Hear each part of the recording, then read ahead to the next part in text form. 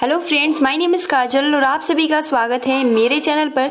और आज के इस वीडियो में हम डिस्कस करने वाले हैं यूपीडीएलएड फर्स्ट सेमेस्टर सब्जेक्ट बाल विकास। ठीक है, और हम बिल्कुल शुरू से डिस्कस कर रहे हैं। अगर आपने प्रीवियस वीडियोस नहीं देखे हैं तो आप सभी को प्लेलिस्ट का लिंक कमेंट्स बॉक्स में मिल जाएगा, आप वहां से जाकर देख सकते हो। आज जो इस वीडियो में हम डिस्कस करेंगे सृजनात्मकता एवं सृजनात्मक क्षमता का विकास, जो कि बहुत ही महत्वपूर्ण है।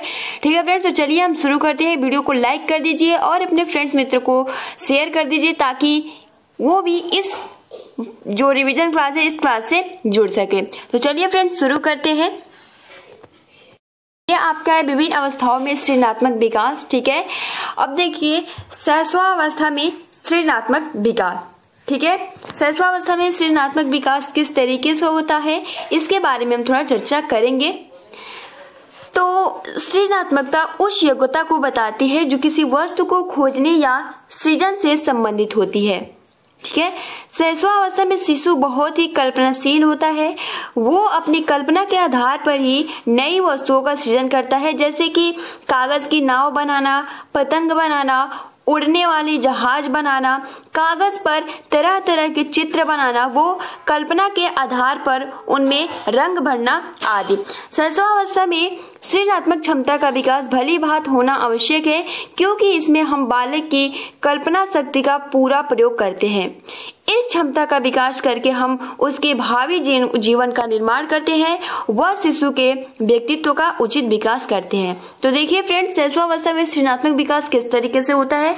महत्वपूर्ण जो पॉइंट है वो अगर एग्जाम में पूछा जाए कि शैशवावस्था में सृजनात्मक विकास किस तरीके से होता है, तो आप यहाँ से लिख सकते हैं कि सृजनात्मकता उस योग्यता को बताती है जो किसी वस्तु को खोजने या सृजन से संबंधित होती है। ठीक है, जो शिशु होता है शैशवावस्था में बहुत कल्पनाशील होता है। वो अपनी कल्पना के आधार पर नई वस्तुओं को सृजन करता है। एग्जाम्पल के लिए जैसे कागज की नाव बनाना, पतंग बनाना, उड़ने वाला जहाज बनाना। ठीक है, बस आप सभी को इतना ही लिखना है और इसमें ज्यादा कुछ लिखना नहीं है। तो आप यहाँ से लिख सकते हो कि सृजनात्मकता उस योग्यता को बताती है जो किसी वस्तु को खोजने या सृजन से संबंधित होती है।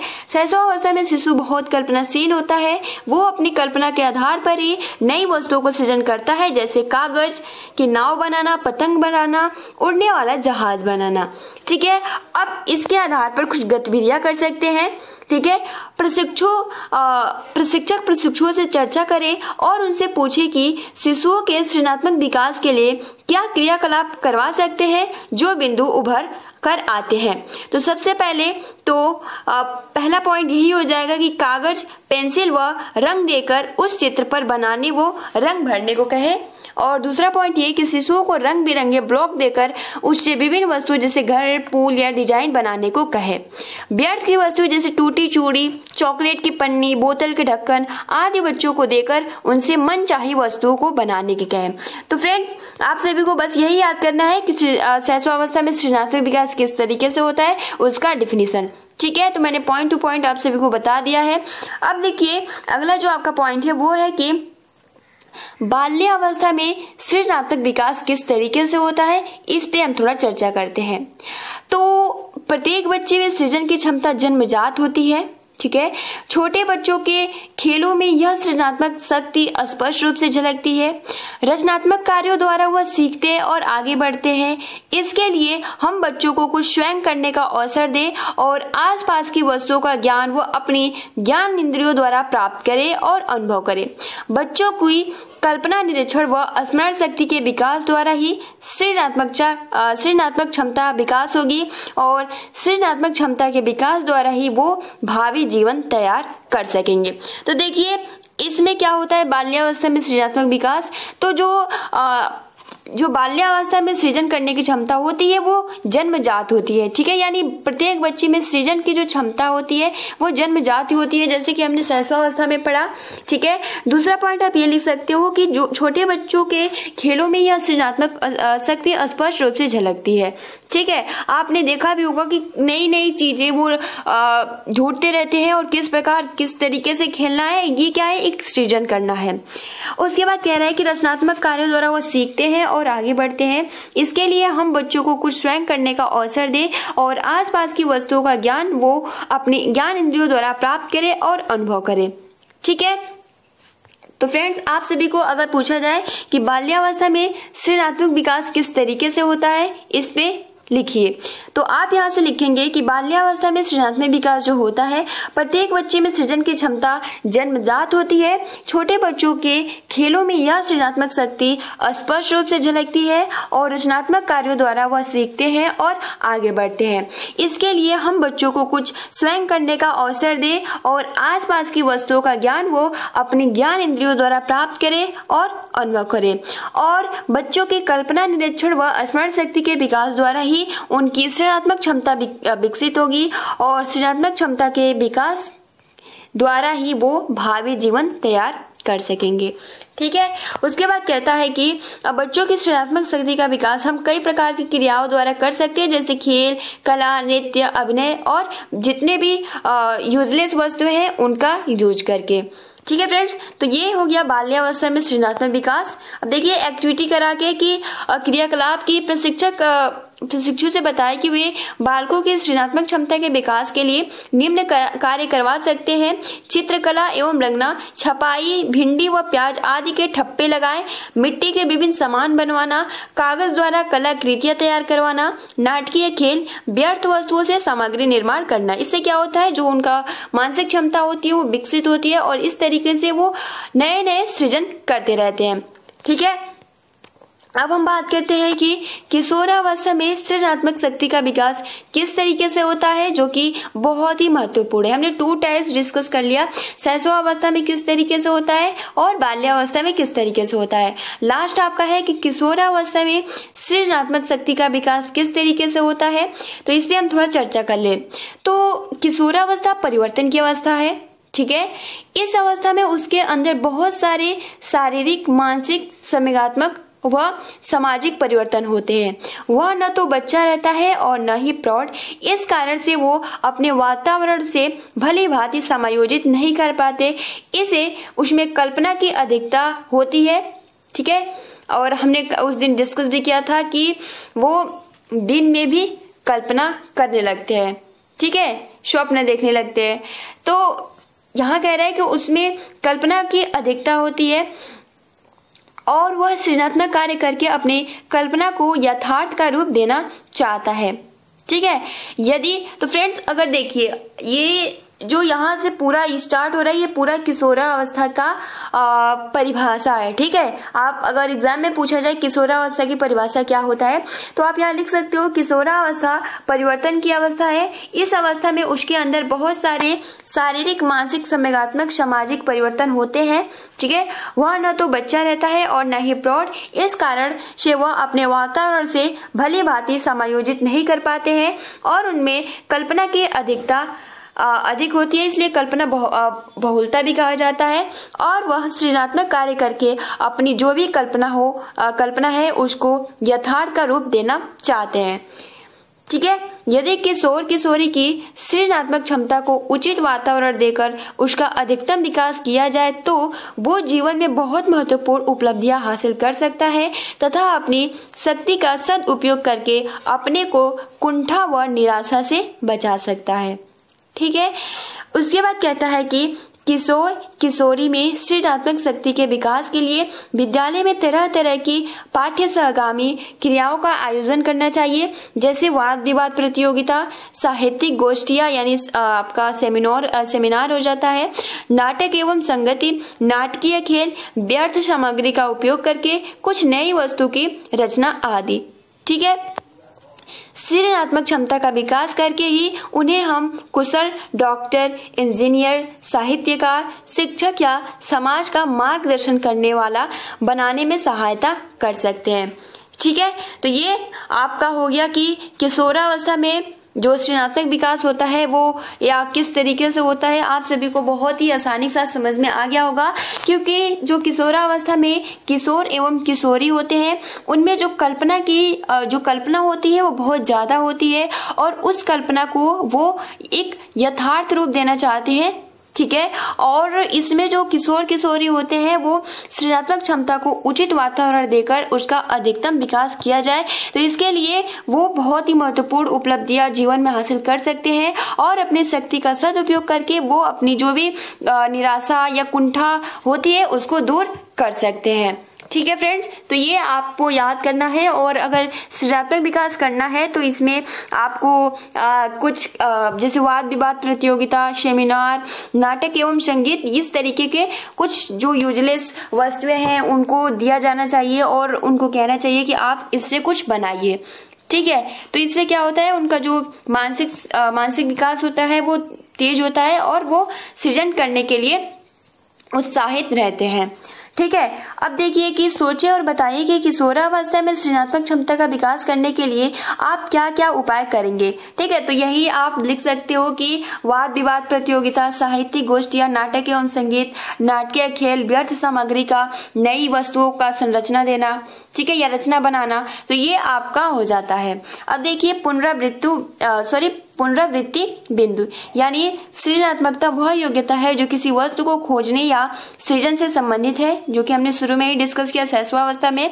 और सेकंड पॉइंट ये कहता है कि शैशवावस्था, बाल्यावस्था व किशोरावस्था में सृजनात्मक क्षमता का विकास नितांत आवश्यक है, मतलब बहुत ही आवश्यक है। थर्ड पॉइंट ये कहता है कि सृजनात्मक क्षमता का विकास विभिन्न प्रकार की पाठशालागामी क्रियाओं द्वारा करा सकते हैं। ठीक है, अब देखिए यहाँ बोध प्रश्न आ गया कि शैशवावस्था में सृजनात्मक क्षमता के विकास के लिए क्या क्या गतिविधियां कराई जा सकती है। तो शैशवावस्था में हमने शुरू में ही देखा था, ठीक है, आपका ये जो था कि शैशवावस्था में जो होता है कि आप एक्टिविटी करा सकते हैं, कागज, पेंसिल व रंग देकर उस पर चित्र बनवाने को कहें। ठीक है, शिशुओं को रंग बिरंगे ब्लॉक देकर उसमें विभिन्न वस्तुएं जैसे घर, पुल या डिजाइन बनाने को कहें। और व्यर्थ की वस्तुएं जैसे टूटी चूड़ी, चॉकलेट की पन्नी, बोतल के ढक्कन आदि बच्चों को देकर उनसे मनचाही वस्तुओं को बनाने को कहें। ठीक है, तो ये आपका हो जाएगा पहला प्रश्न का आंसर। दूसरा कि खेलों द्वारा सृजनात्मक शक्ति किस प्रकार विकसित होता है, तो आप यहाँ लिख सकते हो खेलों द्वारा सृजनात्मक शक्ति जो विकास होता है, क्योंकि जो उसमें बालक होता है वो अपने वो खुद करता है और जो उसका मानसिक शक्ति हो, जिस तरीके से उसका मानसिक विकास होता है वो नए नए खेल लाता है और उसे ही हम सृजन कहते हैं। और इस तरीके से खेलों द्वारा उसका जो सृजनात्मक शक्ति है उसका विकास होता है। ठीक है, अब देखिए यहाँ कुछ प्रश्न है। मूल्यांकन की शैशवावस्था में शारीरिक विकास की गति कैसे होती है। किशोरावस्था की मुख्य एक विशेषता बताइए। शिशुओं में जिज्ञासा प्रवृत्ति बहुत अधिक होती है।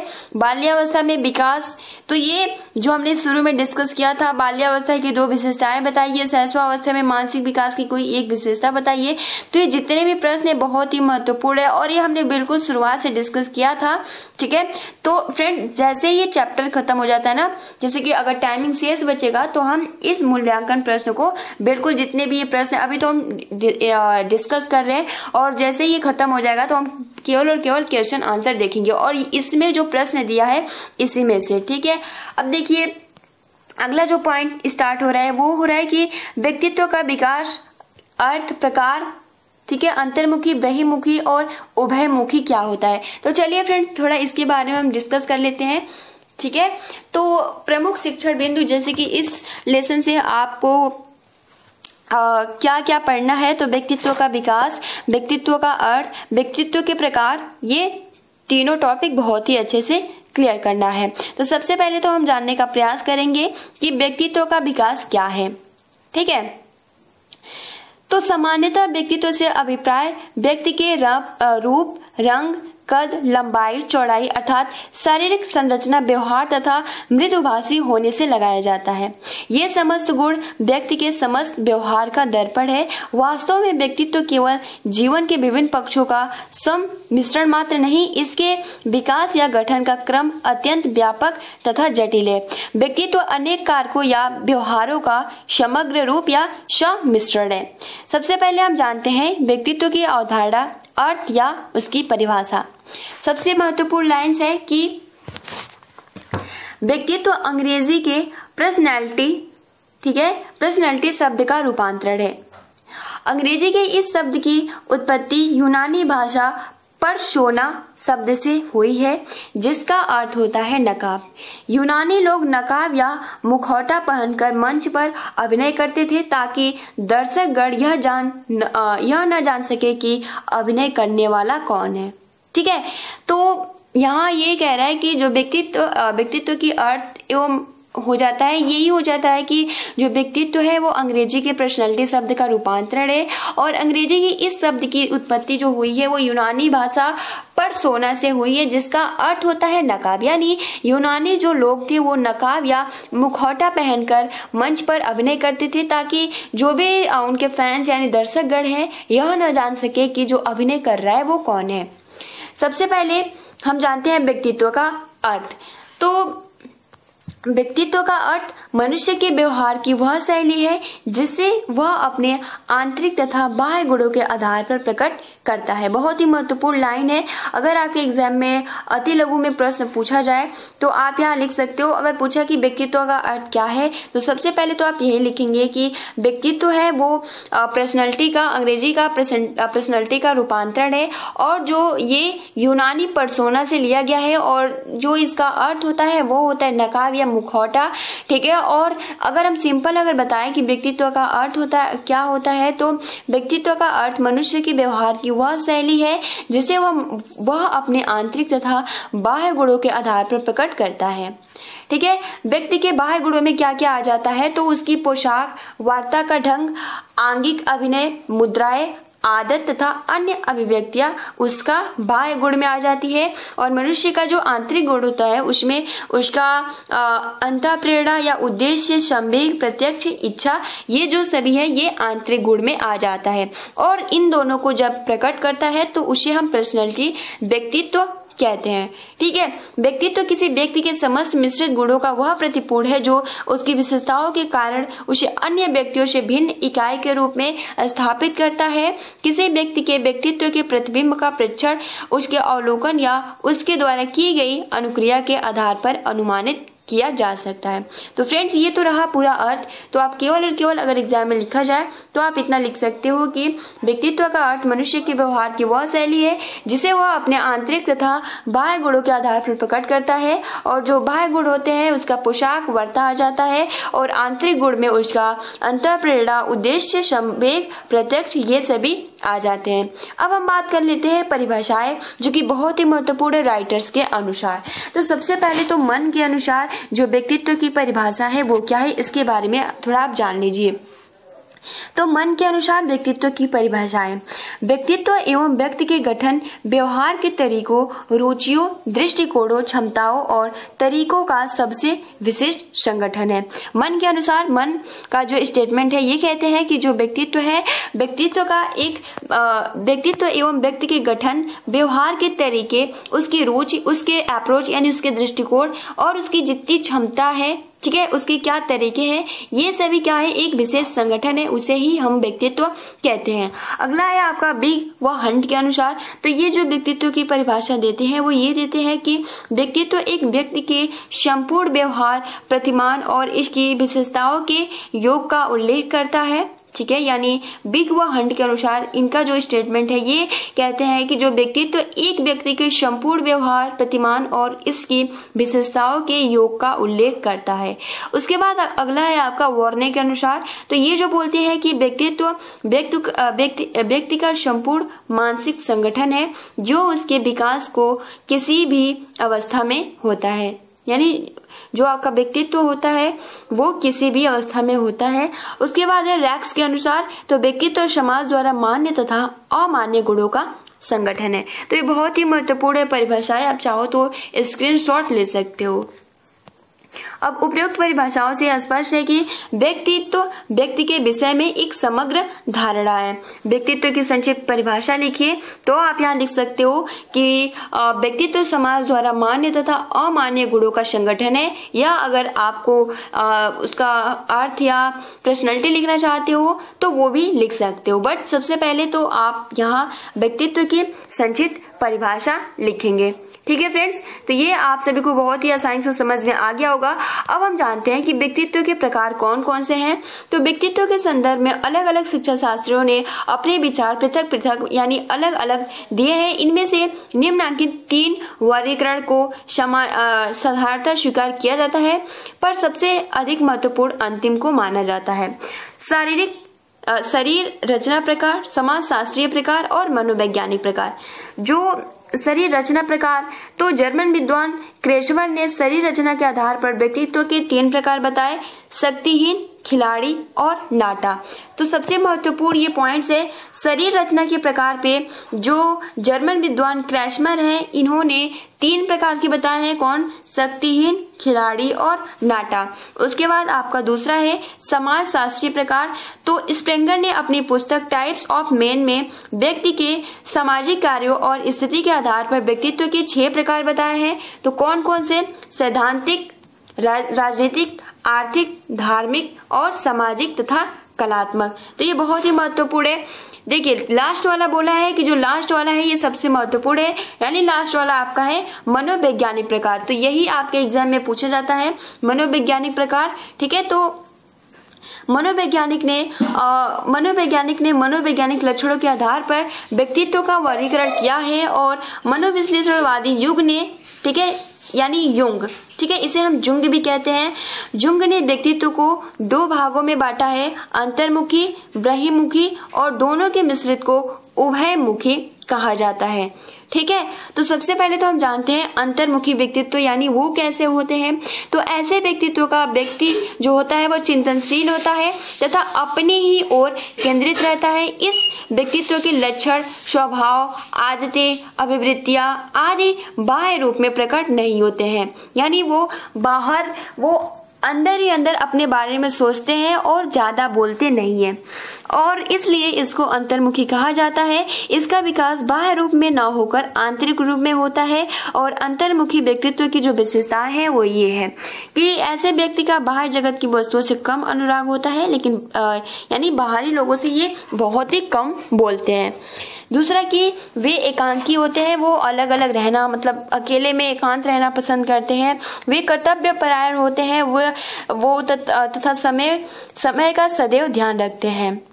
अगला पॉइंट वो कि यह व्यवहार कुशल नहीं होता है तथा हंसी मजाक एवं व्यर्थ के छलों आदि में नहीं फंसता है, क्योंकि लोगों में रहना पसंद नहीं करते हैं। तो इस तरीके से उसके बाद युंग ने अंतर्मुखी व्यक्तियों को विचार प्रधान, भाव प्रधान, तर्क प्रधान व दिव्य दृष्टि प्रधान 4 रूपों में विभक्त किया है। ठीक है, यह चिंताग्रस्त होते हैं तथा अपनी वस्तुओं व कष्टों के प्रति सजग होते हैं। ये भाव प्रधान होते हैं, आत्मचिंतन करते हैं तथा आत्मोद्धार हेतु लीन रहते हैं। वे स्वयं के लिए चिंतनशील होते हैं और शांत मुद्रा में रहते हैं। अच्छे लेखक होते हैं परंतु अच्छे वक्ता नहीं, क्योंकि चिंतन का धरातल प्रबल होता है। ठीक है, ये प्रायः प्रतिक्रियावादी होते हैं तथा यथार्थ को अपने स्वभाव के अनुरूप ढालने का प्रयास करते हैं, यानी वो बहुत ही एकांत रहना पसंद करते हैं। ज्यादा लोगों के भीड़ भाड़ इलाके में रहना नहीं पसंद करते हैं। उनको हंसी मजाक ये सब कुछ अच्छा नहीं लगता है। ठीक है, अब बात कर लेते हैं बहिर्मुखी। तो ये उसका विपरीत होगा, मतलब ऐसे व्यक्तित्व वाले व्यक्ति की रुचि बाह्य जगत में होती है। वे अपने विचारों और भावनाओं को स्पष्ट रूप से व्यक्त करते हैं। वे संसार के भौतिक और सामाजिक लक्ष्यों में विशेष रुचि रखते हैं और इसकी निम्नलिखित विशेषताएं हैं। फर्स्ट की यही कि इनमें कार्य कुशलता की मात्रा अंतर्मुखी से अधिक होता है। ये सबको प्रसन्न करने वाले होते हैं, ठीक है, तथा प्रशंसकों से घिरे रहने की कामना करते हैं। ये विचार प्रधान तथा व्यवहार कुशल होते हैं तथा निर्णय भी भावों के अनुरूप ही लेते हैं। वातावरण के साथ आसानी से अनुकूलन करते हैं। आत्मचिंतन से नहीं होते हैं परंतु सभी के विचारों के आधार पर अपना विचार प्रकट करते हैं और बाह्य क्रियाओं की ओर संवेदनशील होते हैं। और ये धारा प्रवाह बोलने वाले होते हैं, मतलब बहुत ज्यादा बोलते हैं। जो हमने अंतर्मुखी में देखा था वो अच्छा लेखक तो होते हैं बट अच्छा वक्ता नहीं होते, मतलब अच्छा बोलने वाले नहीं होते हैं।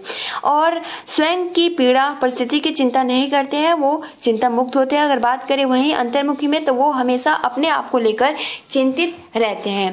ठीक है, तो आप स्वयं किस प्रकार के व्यक्तित्व की विशेषता रखते हैं ये आप खुद ही बता सकते हैं कि आप अंतर्मुखी है या फिर बहिर्मुखी या फिर उभयमुखी। तो चलिए फ्रेंड्स अब उभयमुखी के बारे में हम जानते हैं। तो कुछ ऐसे भी व्यक्ति होते हैं जो दोनों का सम्मिश्रण होते हैं, उन्हें उभयमुखी या विकासोन्मुखी भी कहते हैं, यानी दोनों अंतर्मुखी और बहिर्मुखी, ना ज्यादा लोगों में रहते हैं और ना ही मतलब अकेले रहते हैं, मतलब मीडियम कह सकते हो।